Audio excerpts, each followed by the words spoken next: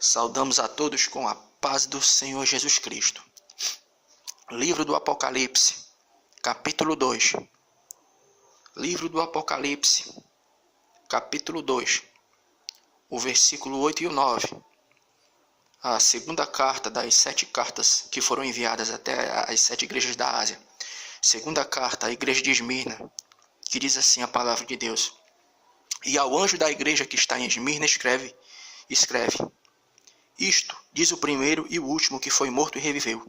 Eu sei as tuas obras e tribulação e pobreza, mas tu és rico. E a blasfêmia dos que dizem judeus e não são, mas são da sinagoga de Satanás. Repetindo. E ao anjo da igreja que está em Esmirna escreve isto, diz o primeiro e o último, que foi morto e reviveu. Eu sei as tuas obras e a tribulação e pobreza, mas tu és rico. E a blasfêmia dos que se dizem judeus e não são, mas são sinagoga de Satanás. Livro do Apocalipse, capítulo 2, o versículo 8 e o 9.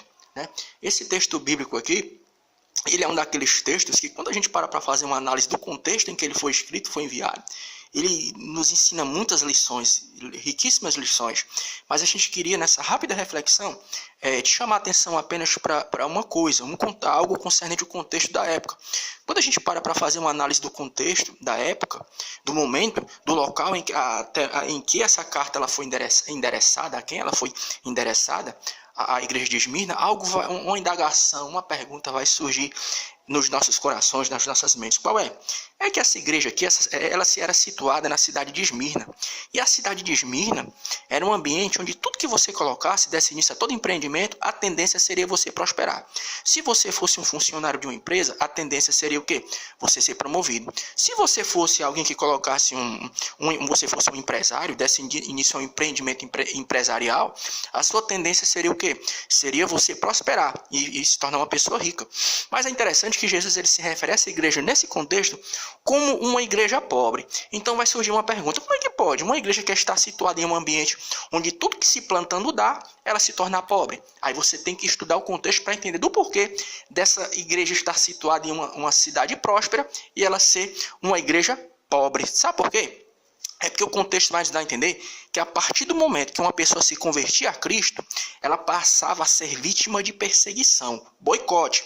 Se a pessoa fosse um empresário e a pessoa se convertesse, não compre mais nada ali, não vá mais naquele ambiente. Se a pessoa fosse um empregado ou uma empregada e ela se convertesse, as pessoas passavam a dizer, não, ela aí se tornou cristão, não dê crédito para essa pessoa, Ou seja, essa igreja ela não prosperava porque ela era vítima de quê? De boicote. Então, trazendo para mim e para a tua vida de forma bem rápida, existe um momento na nossa vida que algumas coisas não acontecem, não prosperam, porque realmente a gente não corre atrás e a gente não se esforça.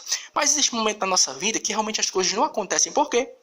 Porque você, ou eu, algum de nós pode estar sendo vítima de algum tipo de boicote.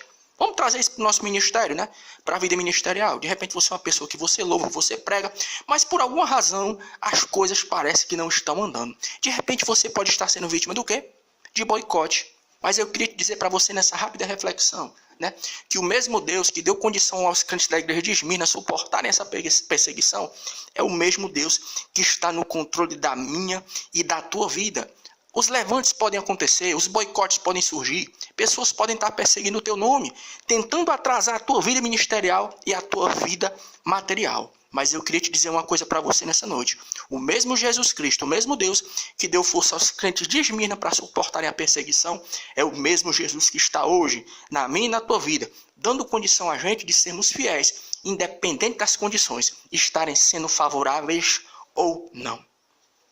E nós agradecemos a oportunidade em nome de Jesus, desejando que o Senhor nosso Deus ele continue abençoando a minha e a tua vida. Amém.